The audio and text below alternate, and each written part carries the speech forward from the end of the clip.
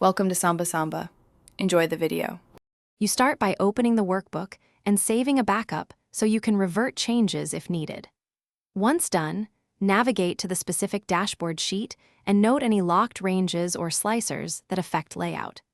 Make sure side panes like Formula or Power Query are closed to maximize space, and collapse the ribbon with Ctrl plus F1 if you prefer more canvas. Doing this first prevents layout shifts and gives you a clean slate to enter presentation mode without surprises.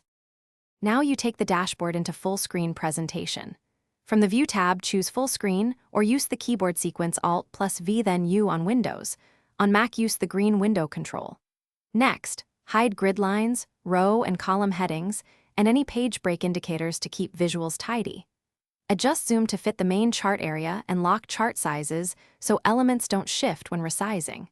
Make sure slicers and controls remain accessible. You can set their height and width to avoid overlapping during display. Finish by testing every interactive element while in full screen. Click slicers, refresh queries, and switch sheets to confirm behavior.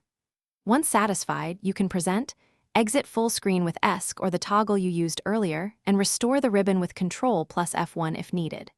If something breaks, charts misalign or controls disappear, first restore your backup, then disable any recently added add-ins and reset the view options. This sequence quickly isolates the cause and gets your dashboard back to a stable full-screen presentation. Thanks for watching. Consider subscribing if we helped you.